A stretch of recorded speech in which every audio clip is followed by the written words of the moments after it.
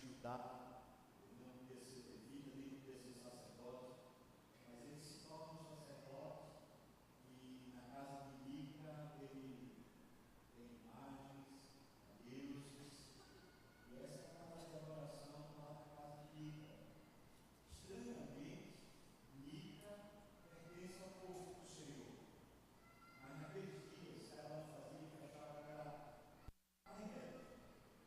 era tipo assim, porque a minha consciência diz, se eu estiver fazendo o que eu acho que estou certo, então está tudo certo. Quando a gente tem um padrão maior do que a nossa consciência, na verdade um padrão que rege a nossa consciência. O povo de Deus não é um povo fadado a se ensimesmar, a tornar-se ele, a pessoa ou o agrupamento, ele, o indivíduo, tornar-se dono da verdade ou dono da consciência. Nós somos um povo que estamos debaixo de Deus, de um governo, de um senhorio. E isso não acontece de uma proposta, dentro de uma perspectiva de obrigação. Deus não quer que a gente desenvolva um relacionamento com Ele por obrigação, porque se a gente não fizer, Ele vai castigar a gente. A Bíblia diz que os nossos pecados nos alcançam. Deus não precisa necessariamente nos castigar, porque Ele já determinou que o salário do pecado é a morte. Então, qualquer alma que pecar, essa morrerá. Qualquer pessoa que viva contrária a Deus ou a sua palavra, nem sequer Deus precisa se mover para castigar, porque as próprias obras que praticamos, elas nos alcançam e terminam por ser o nosso juiz. É por isso que quando Deus nos tirou do império das trevas e nos transportou para a vida com Ele, para essa intimidade e comunhão com Ele, Ele nos deu a liberdade, a possibilidade de a gente ouvi-lo, discernir a vida a partir dos olhos dele, a partir do que ele fala, a partir do que ele acha melhor. E isso nos coloca numa posição de simplesmente pessoas que obedecem. Mais uma vez, preciso ressaltar isso. A nossa obediência não é uma obrigação, é um privilégio. Não se trata de Deus, se a gente não obedecê-lo, Deus querer nos executar ou fazer algum mal. Mas Deus sabe que a nossa obediência a Ele promove para nós paz, alegria e vitória. E são três coisas que a gente quer. A gente quer ter paz, segurança, se sentir protegido. A gente quer ter alegria. Fomos feitos para viver no mundo do prazer chamado Éden. Nós precisamos, e essas coisas, Deus sabe que elas estão garantidas na voz dEle, na presença dEle, na palavra dEle.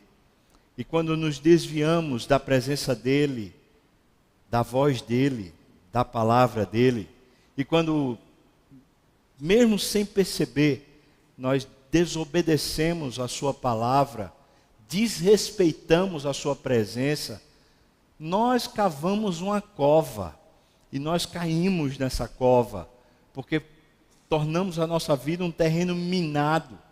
E quem anda em terreno minado, mesmo que seja muito cauteloso, um dia as minas que ele mesmo plantou, elas vão estourar.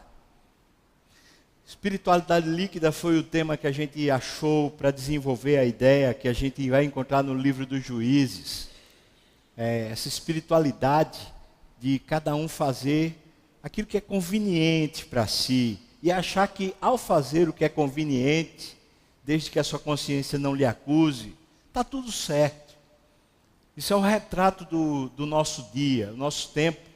É o tempo onde as pessoas não precisam de padrões, elas não precisam de regras. A gente entende na modernidade ou na pós-modernidade, nós entendemos mais ou menos assim, nós não precisamos de cabrestos, nós não precisamos de ordens, nós não precisamos que alguém nos ensine o caminho.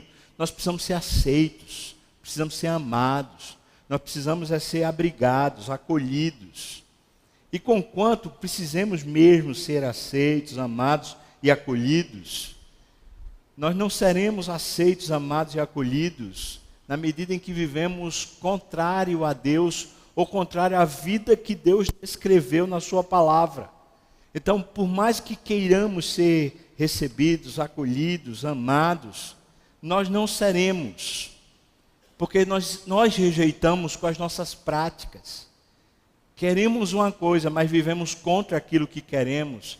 E essa incoerência gera na gente um vazio que mata, que esgana a gente aos pouquinhos, como se fosse uma espécie dessas cobras constrictoras, feito uma sucuri, feito uma jiboia, que se enlaçam na gente, e à medida que a gente tenta respirar, ela amarra um pouco mais, ela prende um pouco mais, e a gente vai vivendo no sufoco, uma vida sufocante, uma vida que nenhum de nós gostaria, nem planejaria para viver, mas essa é a vida dessa espiritualidade líquida, é aquela que diz assim: eu não suporto pressão, eu não suporto que alguém me diga como viver ou como fazer, eu sei como viver, eu sei como fazer, eu já tenho o meu próprio ideal.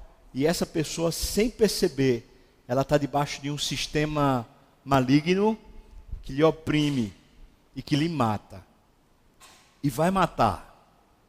Mata os relacionamentos, mata o próprio significado de missão, para que eu existo, para que eu vivo, mata sua vida com Deus, a sua espiritualidade. Se perde, se perverte, se torna sem probidade. Para que viver? Talvez muita gente que esteja realizada nos tempos que a gente vive, supostamente alcançaram o Shangri-La, alcançaram o patamar, o lugar melhor para viver, são as pessoas mais desiludidas que existem na Terra, porque elas chegaram lá e perceberam que lá não era o lá que eles queriam estar. Elas conquistaram, mas viram que conquistaram um vazio ainda maior do que antes, quando eles acreditavam que conquistariam. Nós somos feitos com a nossa alma ligada diretamente a Deus. O senso da existência humana está em Deus. Agostinho e mais uma penca de gente ao longo da história, mesmo que não se comunicou entre si, advertiram: na alma humana existe um vazio do tamanho de Deus, que só pode ser preenchido por Deus. É difícil a gente imaginar que sermões, por mais espirituais que sejam, consigam traduzir o espírito da época ao ponto de nos advertir e a gente parar para pensar seriamente sobre onde estamos fincando a nossa espiritualidade, em que base estamos alicerçando a nossa jornada com Deus. Eu poderia fazer aqui alguns testes com você para analisar isso. Por exemplo, qual é a sua, eu vou falar assim, qual é a sua prática com Deus? Você exerce ou exercita disciplinas espirituais? Você gosta de estar na presença de Deus? Você se importa com isso? Ou isso é aquela tipo de coisa, sei lá, meio esotérica? Você valoriza isso ao ponto de dar espaço na sua vida para estar na presença de Deus? Para orar? Para ouvir a voz de Deus pela palavra? Para ter um tempo de parada, até que a voz de Deus se torne mais clara aos seus ouvidos? Isso tem algum significado para você? Ou nesse corre-corre da vida não há nem espaço para sequer pensar nisso? Outra coisa que a gente poderia pensar é: a sua vida é composta de altos e baixos, você é o tempo todo inconstante na sua vida com Deus? Como é que você se analisa? Você é uma pessoa que, de forma geral, vive uma espiritualidade constante?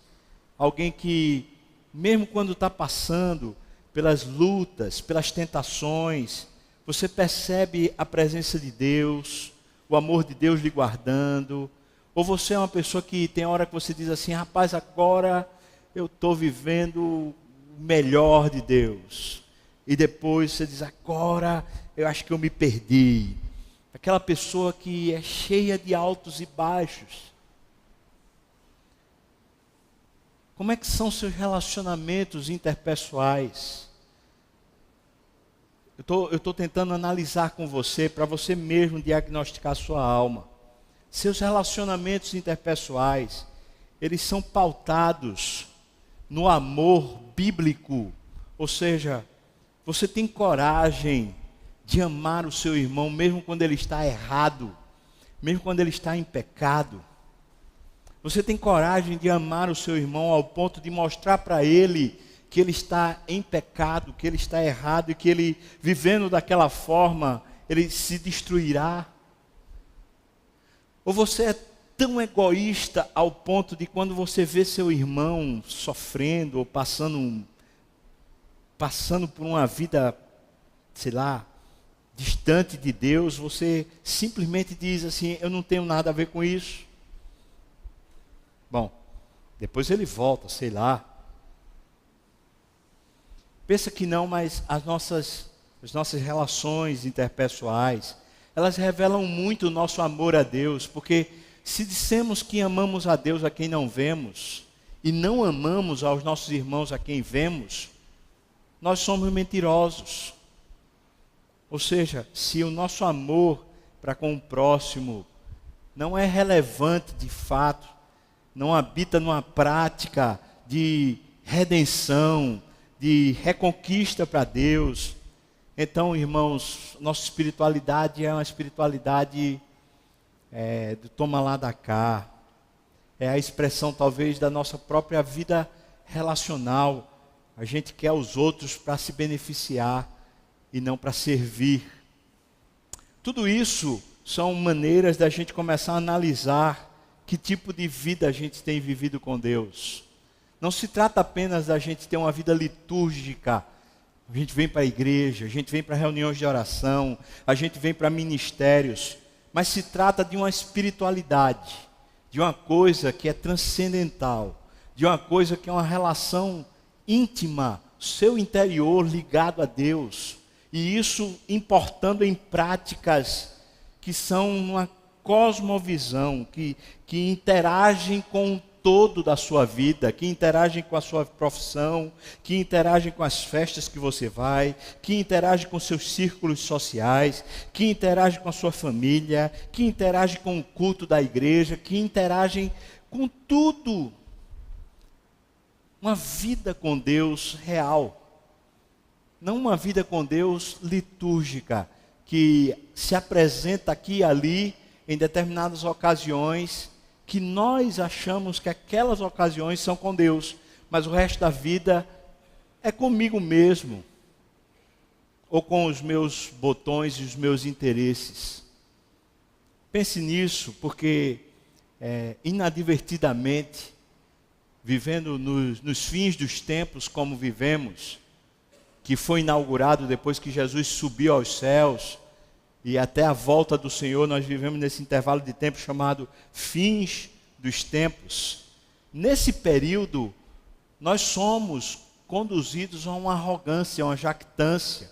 Nós somos conduzidos a um ensimesmamento, a sermos egoístas, sermos avarentos, licenciosos, usarmos a graça como pretexto para viver uma vida em pecado. Nós somos conduzidos no nosso coração a uma espiritualidade líquida. Não é fruto apenas da modernidade, pós-modernidade, ou do tempo que vivemos, como você queira chamar, mas é fruto dessa era inaugurada com a ascensão de Cristo, desse tempo onde a igreja deve viver ligada ao Espírito Santo e não viver ligada à liturgia.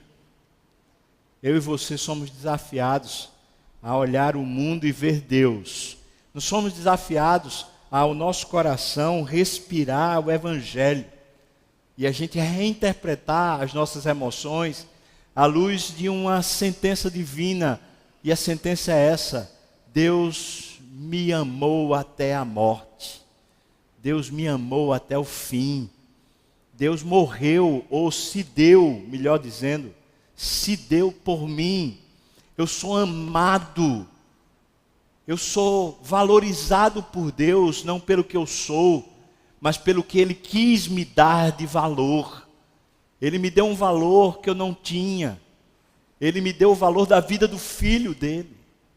E Ele me provocou as emoções com um valor não inerente, mas um valor declarado, propositado, um valor que vem ao meu encontro dizendo para mim que para Deus, conquanto aos meus próprios olhos e conquanto aos olhos do mundo, eu não valha nada por causa do meu pecado, da minha iniquidade, mas para Deus, eu sou o filho querido, o filho amado, o filho que ele aspirava, e por isso ele matou o seu próprio filho Jesus, para me ter como seu filho, sua herança, seu povo, sua possessão. Portanto, eu sou a menina dos olhos de Deus, eu sou o objeto na criação mais amado por Deus e mais valorizado por Deus.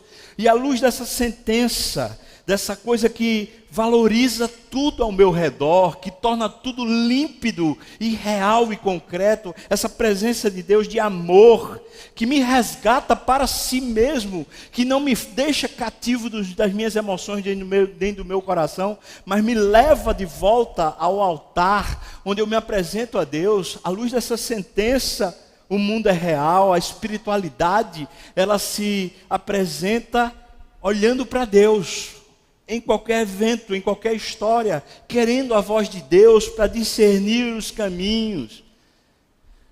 Uma dependência amorosa, uma querência por Deus, um desejo de habitar em Deus e de tê-lo, uma necessidade de ouvir a aprovação de Deus a cada passo, não por obrigação, não por imposição, mas por amor, porque amamos, porque queremos, porque Ele foi a maior expressão de valor que alguém jamais um dia conseguiu me dar.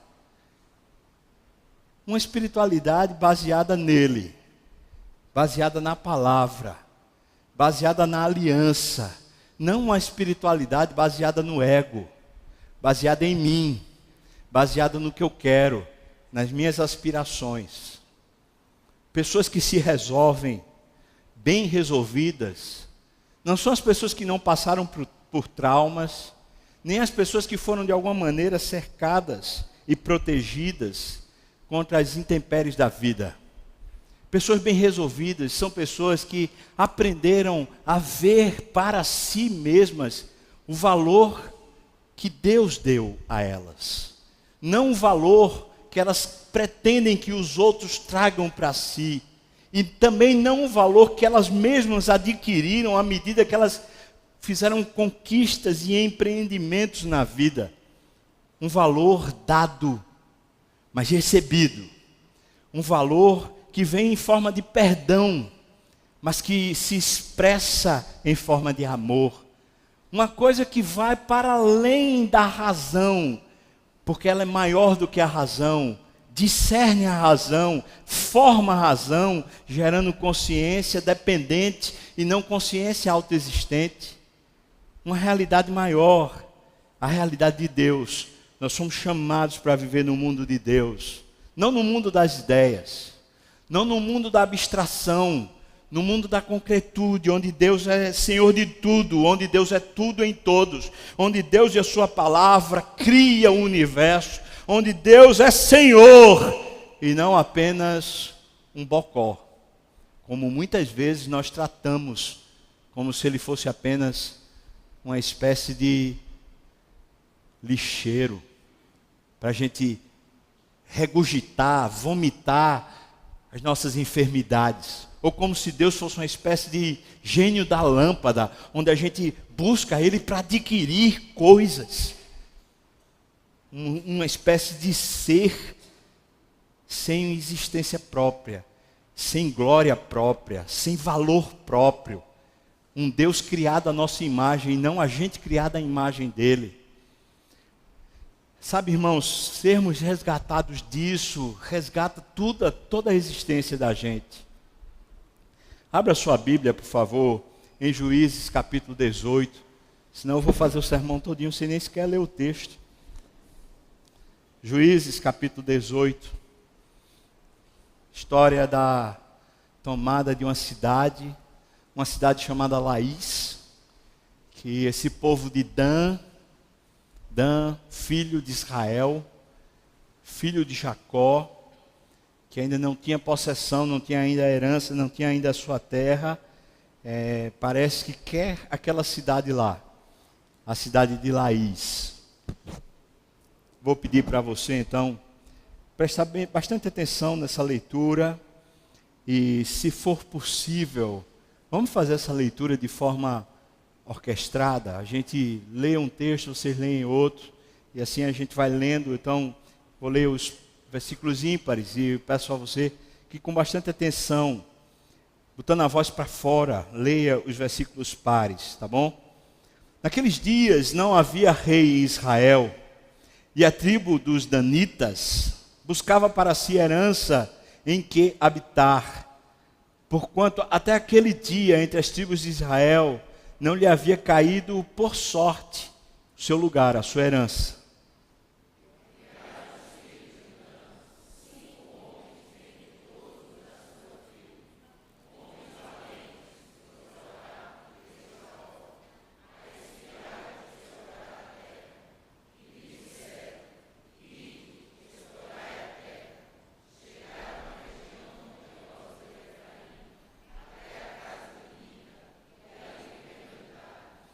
Estando eles junto da casa de Mica, reconheceram a voz do moço, do levita, chegaram-se para lá e lhe disseram: quem te trouxe para aqui? Que fazes aqui? E que é que tens aqui?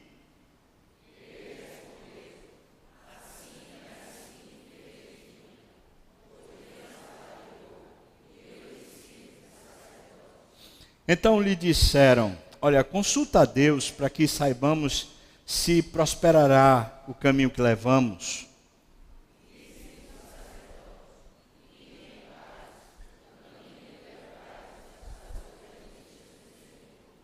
Partiram os 5 homens e chegaram a Laís. E viram que o povo que havia nela estava seguro, segundo o costume dos sidônios, em paz e confiado. Nenhuma autoridade havia que por qualquer coisa o oprimisse. Também estava longe dos sidônios e não tinha trato com nenhuma outra gente.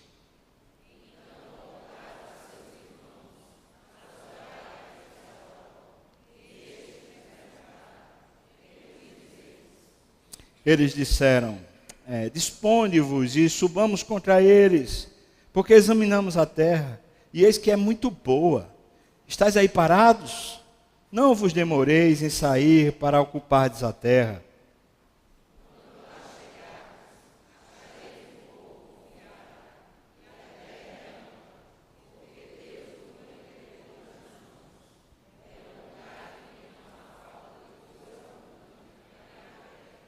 Então partiram dali, da tribo dos danitas, de Zorá e de Estaol, 600 homens armados de suas armas de guerra.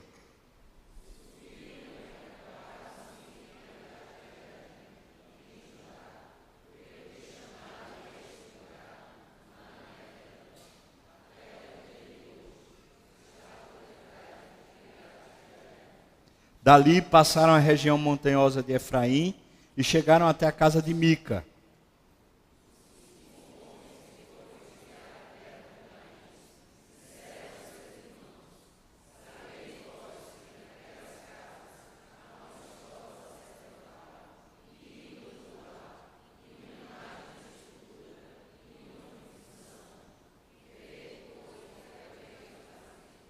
Então foram para lá e chegaram à casa do moço, o levita, em casa de Mica, e o saudaram.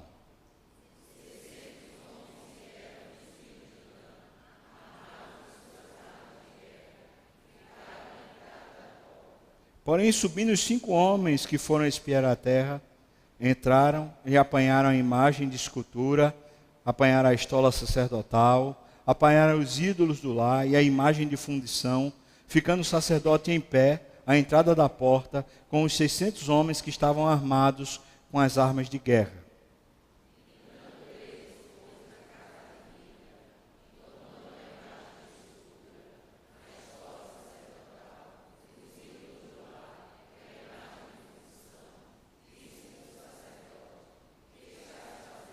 E eles lhes disseram: cala-te, põe a mão na boca e vem conosco, e sê-nos por pai sacerdote. Ser-te-á melhor seres sacerdote da casa de um só homem, a seres sacerdote de uma tribo, de uma família em Israel?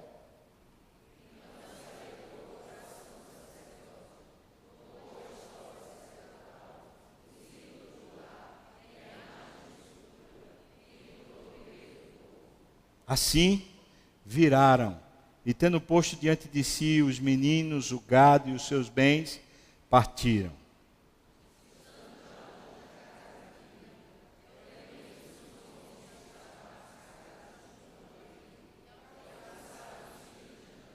E clamaram após deles, os quais, voltando-se, disseram a Mica: olha, que tens que convocaste esse povo?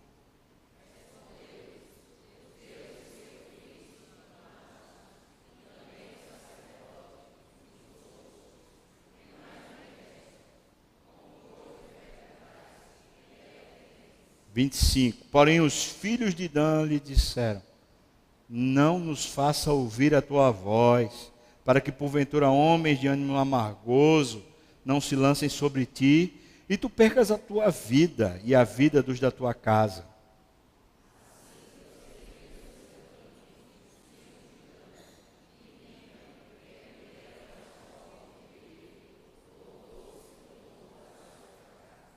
Levaram eles o que Mica havia feito, levaram o sacerdote que tivera, chegaram a Laís, a um povo em paz e confiado, e os feriram ao fio da espada e queimaram a cidade a fogo.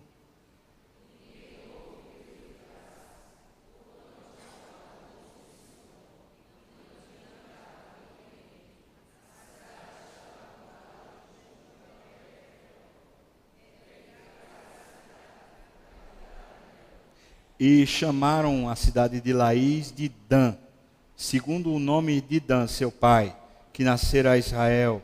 Porém, outrora, o nome dessa cidade era Laís.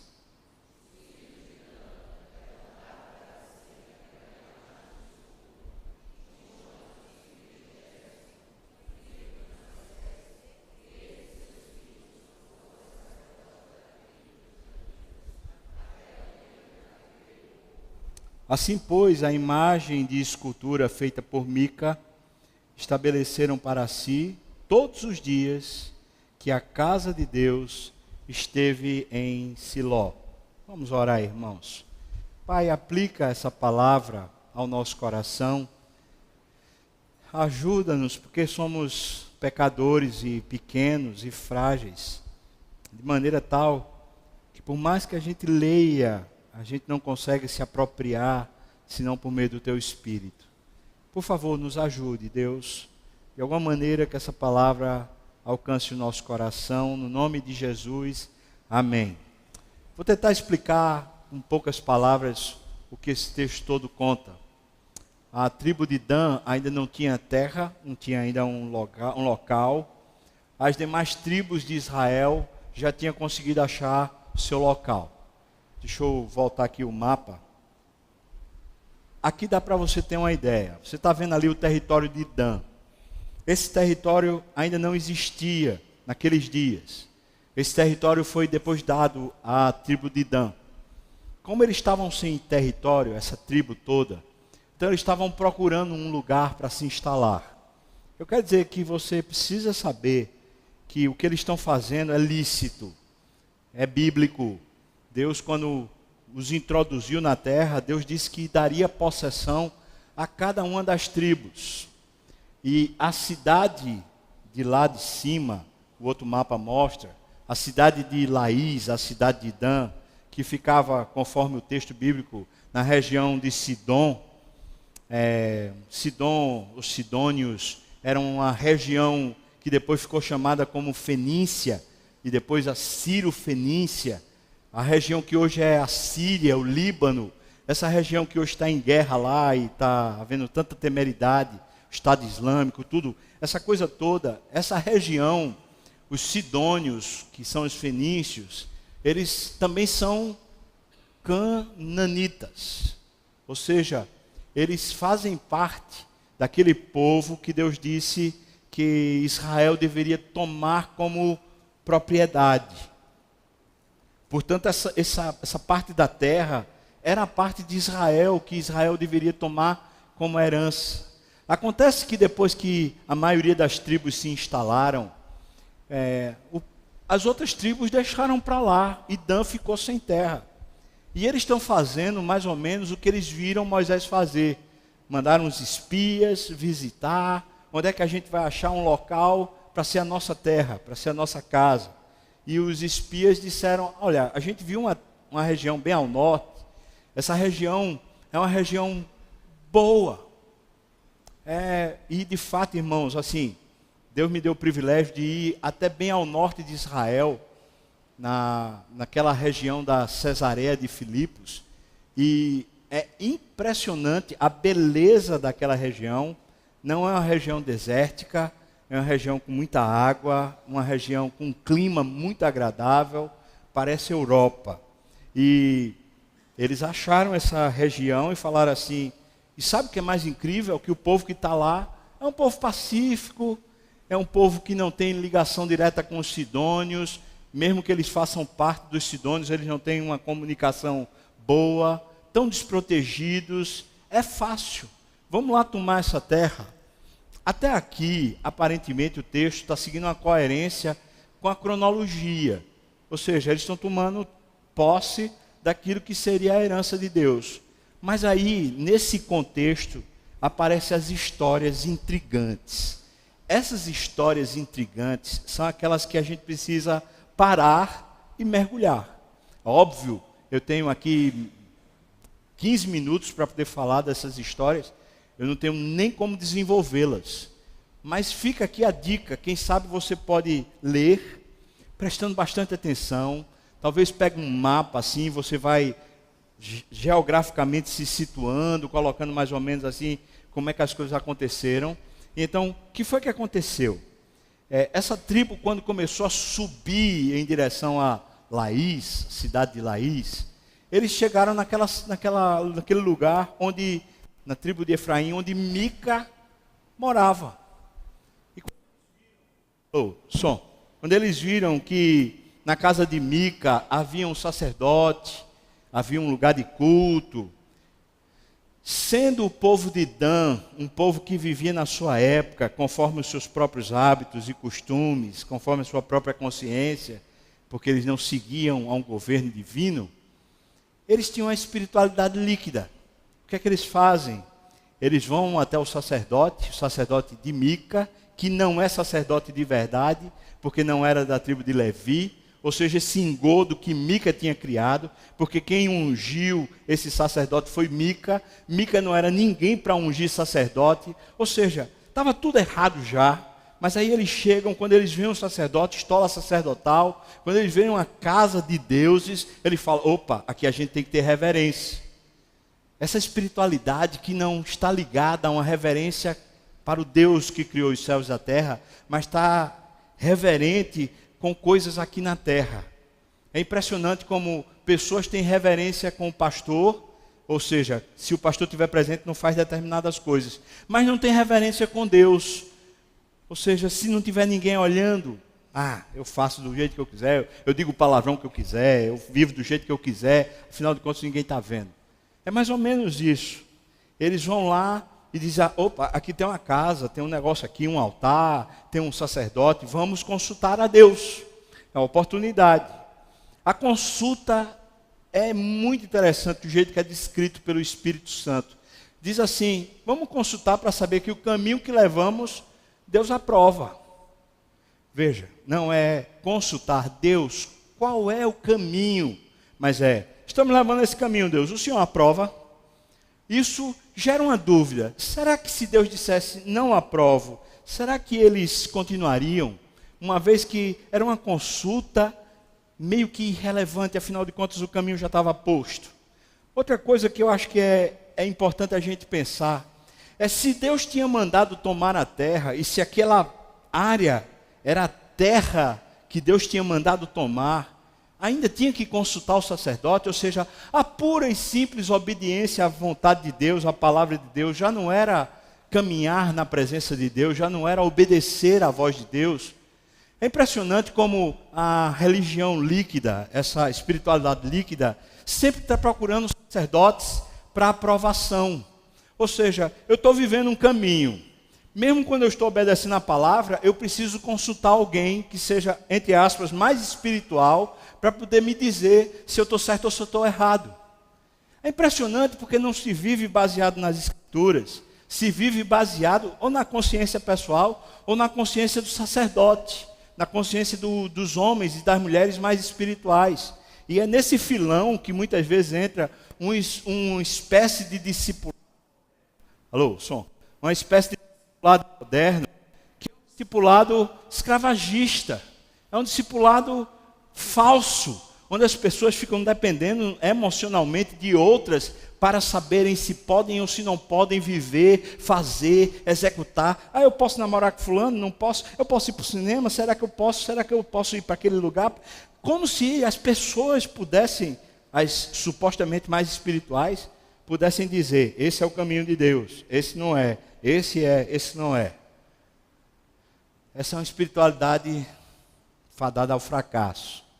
Porque se sabemos que estamos obedecendo a Deus, se estamos fazendo o projeto de Deus, então, irmãos, a gente precisa de intrepidez e ousadia. A gente precisa de submissão e humildade. A gente precisa servir.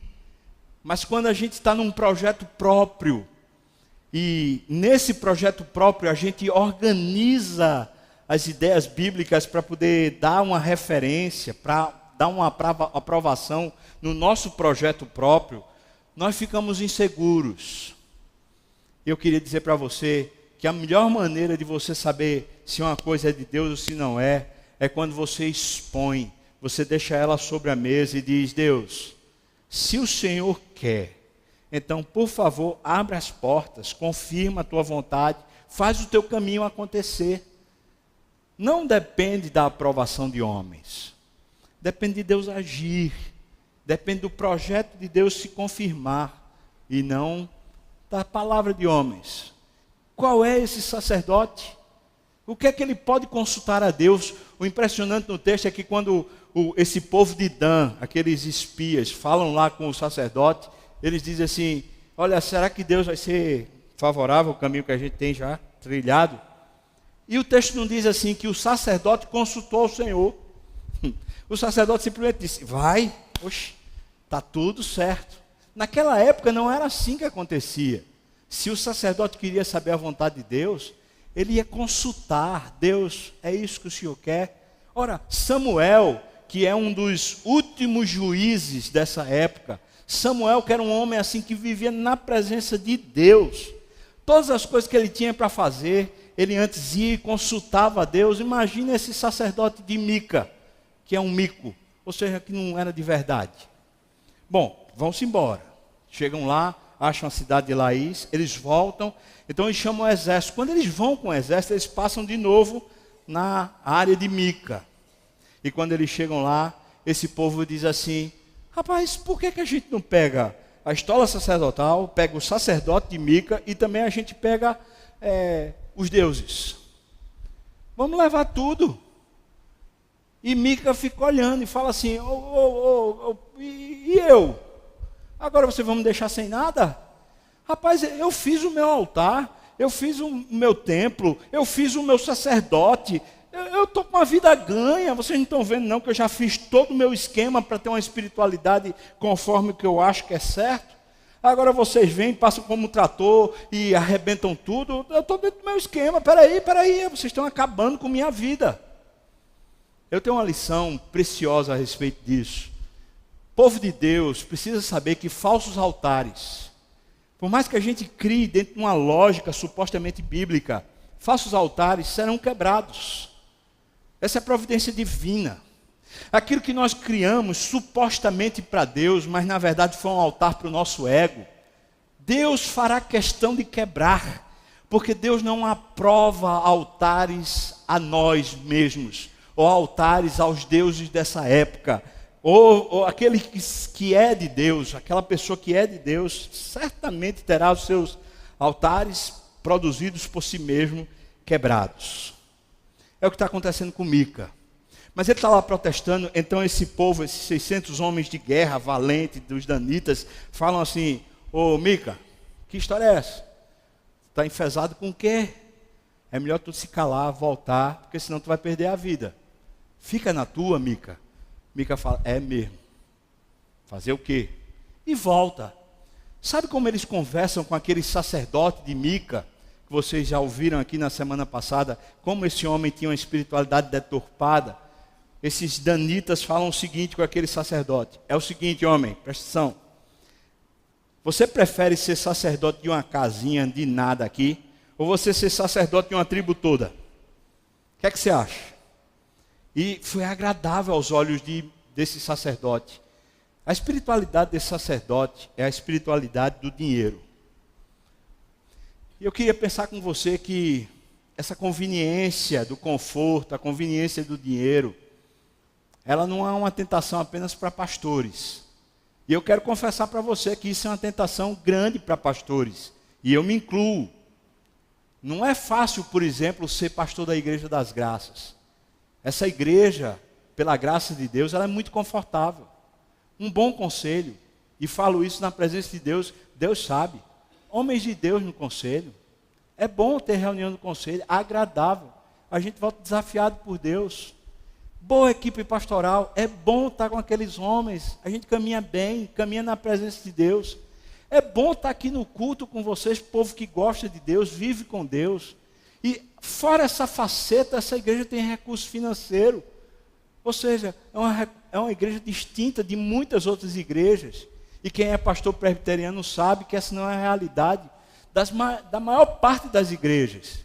Ora, pensa que é fácil você estar numa situação dessa e você não se questionar: será que eu não estou sendo leviano? Será que eu não estou vendendo a minha alma?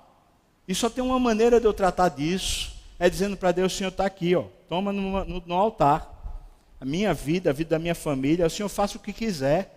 O Senhor pode me tirar daqui a qualquer hora. Eu estou nas tuas mãos. Faça o que quiser, Senhor. Quando eu faço isso de coração na presença de Deus, eu sei que eu estou guardado. Porque está nas mãos do Senhor.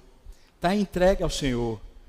Mas eu digo para você, irmão, a semelhança do que pode acontecer comigo, do que pode acontecer com qualquer pastor, quando a gente começa a se sentir confortável ou buscar conforto na vida com Deus, o ídolo se torna o conforto.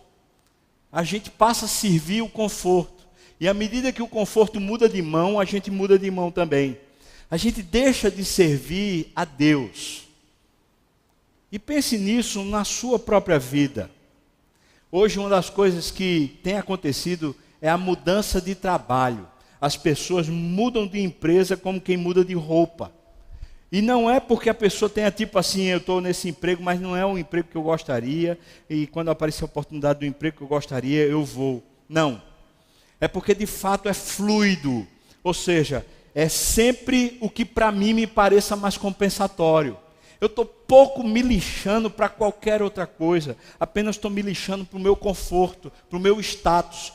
Pense nisso na sua vida profissional. Pense nisso na sua vida familiar. O que importa para você? Adorar a Deus, servir, ser obediente, continuar e permanecer fiel ao Senhor, mais do que o conforto? Ou será que o conforto muitas vezes não é lido por você como se fosse a aprovação de Deus? Ah, aqui está confortável, então foi de Deus, agora está bom, já foi de Deus. Preste atenção, porque isso transforma a nossa espiritualidade, que deveria ser serviço, obediência, vontade de dar a Deus o nosso coração, transforma em manipulação de Deus. Deus, por favor, me faça viver confortável. Deus, por favor, me deixa ficar aqui nesse lugar. Eu não quero perder esse aqui não, Senhor. A gente simplesmente não consegue mais abrir mão e dizer para Deus: eis-me aqui, faça o que quiseres da minha vida, Senhor. Quando os danitas chegam em Laís, eles destroem, conquistam, reconstroem a cidade e vão viver lá. Interessante é que eles levam os ídolos de Mica para aquela cidade de Laís, e lá eles fazem um templo de adoração a esses deuses.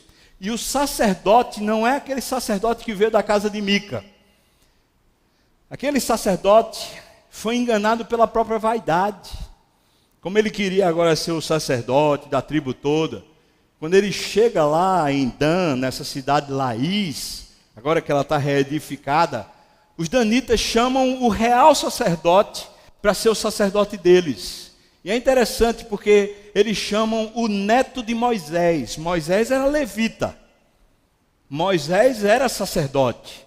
E agora eles chamam o neto, filho de Gerson, que era filho de Moisés, chamam o neto de Moisés para ser o sacerdote da tribo de Dan. Ou seja, aquele outro sacerdote de Mica ficou lá para trás. Agora ele nem entra mais na história. Ou seja, ele terminou perdendo. Perdendo. Como eu e você, quando somos conduzidos apenas pelos nossos olhos, pela nossa ansiedade, pela nossa busca por conforto, a chamada qualidade de vida. A vida eterna é essa, que te conheçam a ti, o único Deus verdadeiro, e a Jesus a quem enviaste. A vida abundante é a vida de Deus, não é a vida que nós procuramos ter abundância na terra. Conquanto Deus nos garanta que vai nos providenciar tudo o que nos for necessário, porque Ele é fiel. Sendo assim, a história se conclui com uma espécie de desfecho melancólico. Porque aquela cidade depois se tornou um altar. Depois que os reinos se dividem lá na frente, depois que Salomão morre, quando o reino se divide, o reino do norte vai pegar a cidade de Dan, a cidade de Laís, e vai transformar num altar, num templo. O lugar onde as pessoas iam adorar a Deus. Mas não Deus, Criador dos céus e da terra, mas o Deus dos sidônios. Baal. Baal era o Deus dos sidônios, era o Deus de Laís. É impressionante como essa espiritualidade líquida, ela termina por se tornar aquilo que de fato ela é. Ela é uma postura de adoração ao ego, e ela é uma postura de adoração ao Deus desse século. O Deus desse século é basicamente conforto, status, poder. E quando a gente, em busca de uma vida boa, de uma vida com qualidade, a gente termina servindo ao conforto, ao status e ao poder, nós terminamos por adorar a Satanás. E por tornar nossa casa um altar a Satanás. Por mais que a gente consiga cobrir isso tudo com mensagens bíblicas, por mais que a gente consiga sofisticar tudo isso com aparência de piedade, quando a gente não tem no coração um altar, e a gente não resolve de coração dizer para Deus: faça da minha vida um altar ao Senhor, um sacrifício vivo. Eu quero te conhecer, Pai, e eu quero viver para ti. Quando não é isso que nos rege, nós terminamos com a espiritualidade feito essa.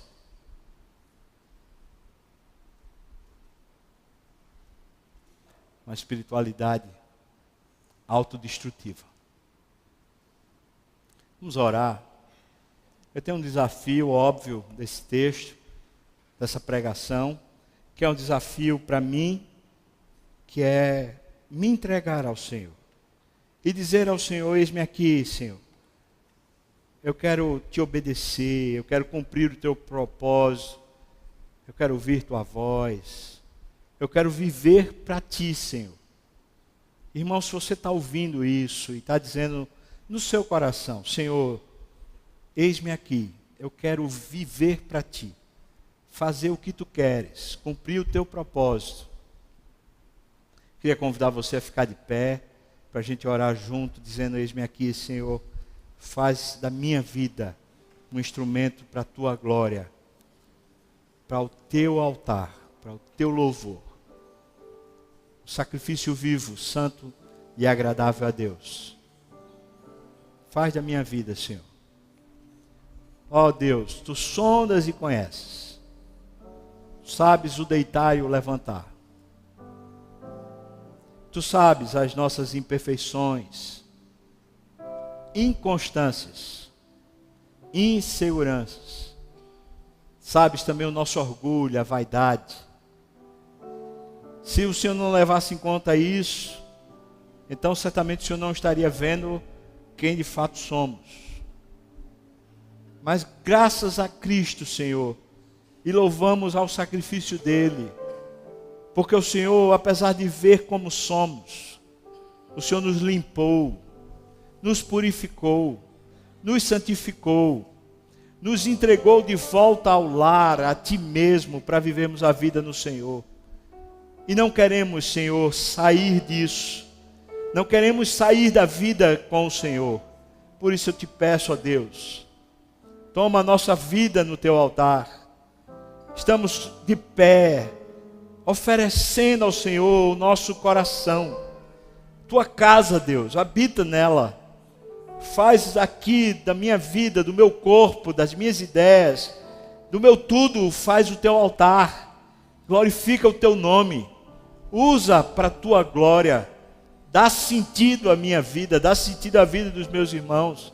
Faze o que quiseres conosco, Senhor Deus. Não nos deixa tropeçar. Livra-nos do mal. Em nome de Jesus. Amém.